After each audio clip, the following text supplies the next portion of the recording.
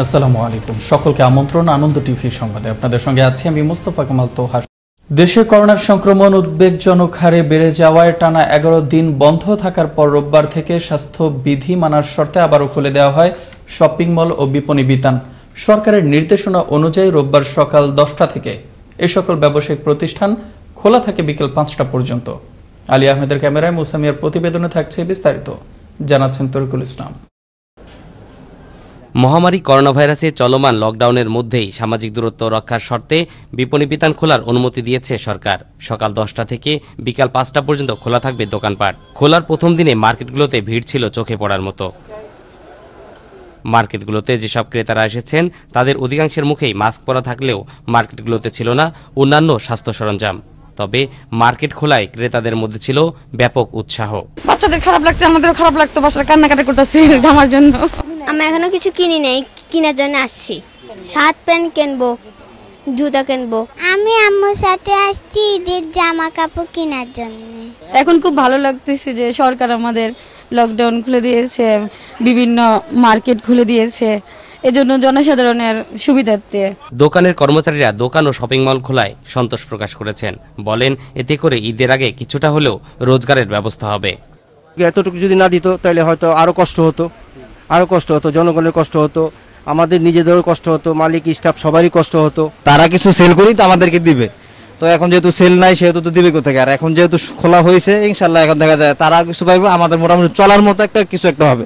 দোকান মালিকরা বলছেন সরকারের দেয়া নির্দেশনা অনুযায়ী দোকান পরিচালনা করছেন তারা। করোনা ক্ষতি পুষিয়ে উঠতে রাত 8টা পর্যন্ত দোকান ও শপিং মল খুলে রাখার দাবিও জানান তারা। মাস্ক ছাড়া দোকানের ভিতরে কাউকে এন্ট্রি করতে দিচ্ছি না, আর যতটুকু সম্ভব দূরত্ব বজায় রেখে আমরা বলে দিচ্ছি। আমরা কাস্টমারদেরকেও অবহিত করিয়া রাখতেছি এবং প্রয়োজনে মাস্ক দিতেছি, যে খালি আসে তাকে মাস্ক দিতেছি, আর প্রত্যেকে বলতেছি দূরত্ব বজায় রেখে আপনারা চলেন। সময়টা সরকার আমাদেরকে বেঁধে দিয়েছে যে সকাল 10টা থেকে বিকেল 5টা পর্যন্ত। যেহেতু রমজান মাস সেহেতু সামনে ঈদ আসতেছে, হয়তো কেনাকাটার একটু চাপ বাড়তে পারে, তাহলে সময়টা যদি আর একটু বাড়িয়ে দেয় তাহলে আমরা আরো কৃতজ্ঞ থাকবো সরকারের কাছে। ঈদকে সামনে রেখে দোকানপাট ও শপিং মল খুলে দেওয়াকে সাধুবাদ জানিয়েছে সকলে। তবে জীবিকার তাগিদে কর্মক্ষেত্র সচল রাখা যেমন জরুরি, তেমনি করোনা থেকে বাঁচতে স্বাস্থ্যবিধি মানাটাও জরুরি। তাই বিক্রেতা এবং ক্রেতা সকলের সমন্বয়ে সরকারের স্বাস্থ্য নির্দেশনা বাস্তবায়িত হলে জীবন জীবিকা দুটোই ঠিক থাকবে। তরিকুল ইসলাম, আনন্দ টিভি, নিউজ ডেস্ক। এদিকে করোনা ভাইরাস সংক্রমণ রোধে যথাযথভাবে স্বাস্থ্য বিধি না মেনে দোকান চালু রাখলে দোকান বন্ধ করে দেয়া সহ আইন অনুযায়ী জেল জরিমানা করা হবে বলে ঘোষণা দিয়েছেন ঢাকা উত্তর সিটি কর্পোরেশনের মেয়র আতিকুল ইসলাম। রোববার রাজধানীর হাতিরঝিলে মহানগর আর্মি ক্যাম্পে হাতিরঝিল সংলগ্ন এলাকার জলাবদ্ধতা সমস্যা সমাধানে করণীয় বিষয়ে এক সভায় সাংবাদিকদের এক প্রশ্নের জবাবে মেয়র একথা জানান। মার্কেট খোলার সঙ্গে সঙ্গে সড়ক থেকেও উধাও হয়ে গেল লকডাউনের চিত্র। রাজধানীতে শুরু হলো চিরচেনা সে যানজট। গাড়ির হর্ন আর ইউটার্নের পাল্লাই বলে দেয় লকডাউনের ভবিষ্যৎ। স্বাভাবিকভাবেই যানবাহনের পাশাপাশি সড়কে বেড়েছে মানুষের উপস্থিতিও। কঠোর বিধিনিষেধের 3 দিন বাকি থাকলেও রাজধানী ফিরে পেল তার আপন গতি। বাকি শুধু গণপরিবহন চলাচল। 29 এপ্রিল বৃহস্পতিবার থেকে গণপরিবহন চললে একই সঙ্গে ট্রেনও চলবে বলে জানিয়েছেন রেলপথ মন্ত্রী নুরুল ইসলাম সুজন। বলেন এ লক্ষ্যে সম্পন্ন করা হয়েছে ট্রেন চলাচলের সকল ধরনের প্রস্তুতি। শনিবার দুপুরে তিনি গণমাধ্যমকে এসব কথা বলেন। জানান সরকার যদি 29 এপ্রিল থেকে গণপরিবহন চালুর সিদ্ধান্ত নেয় তাহলে ট্রেন চলাচল শুরু হবে। এদিকে চলমান লকডাউনের মেয়াদ শেষে স্বাস্থ্য বিধি মেনে 29 এপ্রিল থেকে একই শর্তে লঞ্চ চালাতে ইচ্ছুক লঞ্চ মালিকরা। বাস মালিকদের মতো এবার সরকারের কাছে তারাও এ দাবি জানান। কোনো মধ্যবিত্ত পরিবার যদি খাদ্য সংকটে থাকেন তবে তিনি 333 নম্বরে কল দিলে তার বাসায় খাবার পৌঁছে যাবে। রোববার সাংবাদিকদের সাথে আলাপকালে একথাই জানান দুর্যোগ ব্যবস্থাপনা ও ত্রাণ প্রতিমন্ত্রী ডাক্তার এনামুর রহমান। গেল বছরের তুলনায় মজুত এবার কম, তাই ভারত থেকে আমদানি করা হয় 5 লাখ মেট্রিক টন চাল। তবে বোরো ধান কেনা হলে সরকারের ত্রাণ বিতরণ নিয়ে কোনো সমস্যা থাকবে না বলে উল্লেখ করেন দুর্যোগ ব্যবস্থাপনা ও ত্রাণ প্রতিমন্ত্রী। বিষাদময় 2020 নারায়ণগঞ্জ ছিল করোনার হটস্পট। এবারে জেলাটিকে নিয়ে সরকারের সংশ্লিষ্ট মহল রয়েছে বাড়তি সতর্কতায়, কিন্তু বিপত্তি দেখা দেয় টিকা নিতে আসা মানুষজনকে টিকা দেওয়াকে কেন্দ্র করে। জেলায় বাড়ছে টিকা নিতে আসা আগ্রহীদের সংখ্যা, আর এতে উপচে পড়া ভিড়ের কারণে সৃষ্টি হয় বিশৃঙ্খলা ও ভোগান্তি। তবে করোনার টিকা নিতে এলেও লম্বা লাইনে ছিল না সামাজিক দূরত্ব কিংবা স্বাস্থ্য বিধি মানার কোনো লক্ষণ। বিশৃঙ্খলা সৃষ্টি হয়েছে, আপনার মনে করেন স্বজন প্রীতি হয়েছে, যার জন্য এত দেরি হয়েছে। যারা দিতে আছে তারা কি করে নিজেদের মধ্যে আলাপচারিতা কথাবার্তি তাদের নিজেদেরই মানে আমার যে লোক দাঁড়াই রয়েছে তাড়াতাড়ি একটু করবো ওইটা না। এই গেটটার মধ্যে কোনো শৃঙ্খলা নাই, যে যেমনি পারছে চলে যাচ্ছে। ভোলার মেঘনা ও তেঁতুলিয়া নদীতে 2 মাসের নিষেধাজ্ঞা অমান্য করে অবাধে চলছে ইলিশ শিকার। আর প্রশাসনের চোখ ফাঁকি দিয়ে শিকার করা ইলিশ বাজারও বিক্রি হচ্ছে প্রকাশ্যেই। সচেতন জেলার বলছেন প্রশাসনের দ্রুত কঠোর পদক্ষেপ নেওয়া না হলে ইলিশের অভয়াশ্রম অভিযান হবে সম্পূর্ণ ব্যর্থ। অন্যদিকে মাছ শিকার করা জেলারা বলছেন সরকারি চাল না পেয়ে ও বিভিন্ন এনজিওর কিস্তির টাকা পরিশোধের চাপে তারা বাধ্য হচ্ছেন ইলিশ শিকারে। সরকার যে অবরোধ দিচ্ছে, এই অবরোধের উপলক্ষে বাইরে সেল দিছে, এই সেল আমরা ঠিক মতন পাচ্ছি। টাঙ্গাইল শহরের কর্মহীন ও দরিদ্র অসহায় পরিবারের মাঝে প্রধানমন্ত্রীর পক্ষ থেকে দেয়া মানবিক সহায়তা প্রদান করল টাঙ্গাইল জেলা প্রশাসন। রোববার সকালে পৌর শহরের কান্দাপাড়া এলাকার 550 জন সুবিধা বঞ্চিত নারীদের হাতে খাদ্য সামগ্রী তুলে দেন জেলা প্রশাসক আতাউল গনি। এ সময় উপস্থিত ছিলেন পৌর মেয়র সিরাজুল হক আলমগীর সহ স্থানীয় গণ্যমান্য ব্যক্তিবর্গ। সব মিলিয়ে 130 কোটি টাকা আমাদের টাঙ্গাইলে বরাদ্দ দেওয়া হয়েছে।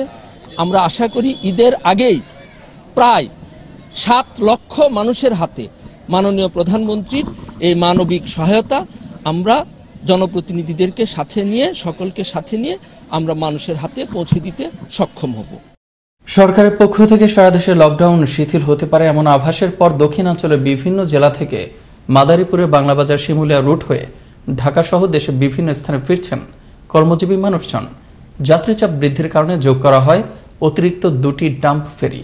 এ নিয়ে 7টি ফেরি চলছে বাংলাবাজার শিমুলিয়া নৌ রুটে। অতিরিক্ত যাত্রীচাপ সামাল দিতে পুলিশের পাশাপাশি ঘাট এলাকায় তৎপর থাকেন বিআইডব্লিউটিসির সংশ্লিষ্টরা। সিরাজগঞ্জের তারাশে অতি দরিদ্রদের জন্য কর্মসংস্থান কর্মসূচির 40 দিনের কর্মসৃজন প্রকল্প বাস্তবায়নে উঠেছে ব্যাপক অনিয়মের অভিযোগ। কম শ্রমিক দিয়ে কাজ করিয়ে ভুয়া নাম ব্যবহার করে শ্রমিক হাজিরা বেশি দেখাচ্ছেন প্রকল্প সভাপতি ইউপি সদস্যগণ। এমনকি শ্রমিকের পরিবর্তে স্কুল পড়ুয়া কোমলমতি শিক্ষার্থীদের দিয়েও করানো হচ্ছে মাটি বহনের মতো ভারী কাজ। চলনবিল প্রতিনিধি সোহেল রানা সোহাগের প্রতিবেদনে আরো জানাচ্ছেন জয়নাল আবেদিন। সিরাজগঞ্জের তারাশের মাধাইনগর ইউনিয়নে দিনভর ঘুরে 5টি প্রকল্পে গিয়ে দেখা যায় এমনই চিত্র। স্কুল পড়ুয়া বাচ্চাদের দিয়েও করানো হচ্ছে মাটি বহনের মতো ভারী কাজ। বাবা বাড়িতে নাই, কাজ একটু আছে এই জন্য আসছি। আমি এখানে কর্মচারীদের কাজ করতে আছি 40 দিনের মসজিদে। আমি ক্লাস 8-এ পড়ি। কর্মক্ষেত্রে শ্রমিক হাজিরা কম থাকলেও হাজিরা খাতায় দেখানো হয়েছে শতভাগ। এমনকি কর্মসূচির তালিকায় অনেকের নাম দিয়ে প্রতিদিন কাজে উপস্থিতি দেখানো হলেও তারা জানেনই না কর্মসৃজন প্রকল্পের কাজটাই বা কি। কাজে যাওয়ার কথা তো দূরের কথা। আমার নাম দিছি, আমার কোনো সময় আমার কয়না জানা নেই, আমি আমার পাশাপাশি কিছু দেয় না। কর্মসূচিতে নাম আছে কিন্তু আমরা জানি না, আমার বাপও জানে না। আপনার কাছ থেকে কেবল এই মাত্র শুনতেছি। 24 জন উপস্থিত প্রতিদিনই কাজ করে, 33 জন হাজিরা আছে। এটা করার নিয়ম, এটা অফিস থানায় নিয়ম, বুঝছেন? এটা হলো অফিসেরই নিয়ম। কাজ করি হলো 24 জন, আর মেম্বারও বলছে 34 জন হাজিরা তুলি। কম শ্রমিক দিয়ে কাজ করে বেশি দেখানোর কথা স্বীকার করলেন প্রকল্পের এক সভাপতি। ইপি সদস্য জানালেন ভুয়া নামের শ্রমিকের টাকা দিয়ে নাকি ম্যানেজ করতে হয় অফিসকে। আর মোট লেবার হচ্ছে 32। বাকিগুলো মনে হয় যে খরচাপাতি হয় বলে ওই অফিস থেকে 2-3 অ্যাপসেল দেয়, বুঝলেন? সেখানে এন থেকে অ্যাপসেল দেয়। 20 বছর নিচে আমরা কাম তোমাদের নেব না, তো বলছে যে আমাদের মায়ের অসুখ হ্যান ত্যান, তা আমাকে পাঠাইছে, আমরা এই কাজ করবো। তবে প্রয়োজনীয় ব্যবস্থা নেওয়ার আশ্বাস দিলেন উপজেলা নির্বাহী কর্মকর্তা। এই অভিযোগ আপনি যেটি বললেন যে শিশু শ্রম, এটি আমরা এর আগে এই অভিযোগটি পাইনি, এটি এবার পেলাম। আমরা সেটি তদন্ত করে দেখব, ওখানে যতজন উপস্থিত থাকবেন সেই অনুযায়ী আমরা বিল করব।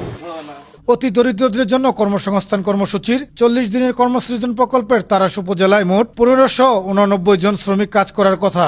প্রকল্পের শ্রমিকদের মজুরি ধরা হয়েছে মোট 1,35,30,900 টাকা। দূর হোক অনিয়ম, উন্নয়ন হোক সঠিক প্রক্রিয়ায় সচ্ছলতার সাথে, এমনটাই প্রত্যাশা সবার। জয়নাল আবেদিন, আনন্দ টিভি, ন্যাশনাল ডেস্ক। শনিবার সন্ধ্যায় গোপন সংবাদের ভিত্তিতে পাবনার কালিদহ মোড়ে র্যাবের অভিযানে অস্ত্রসহ আটক করা হলো আবু সাইদ নামের এক অভিযুক্তকে। এ সময় তার কাছ থেকে উদ্ধার করা হয় একটি 1 শুটার গান। র্যাব 12 ভারপ্রাপ্ত কোম্পানি কমান্ডার আমিনুল কবির তরফদার জানান, আবু সাইদ দীর্ঘদিন ধরে অবৈধ অস্ত্র ক্রয় বিক্রয় সহ বিভিন্ন এলাকায় অপরাধমূলক কার্যক্রম পরিচালনা করে আসছিল।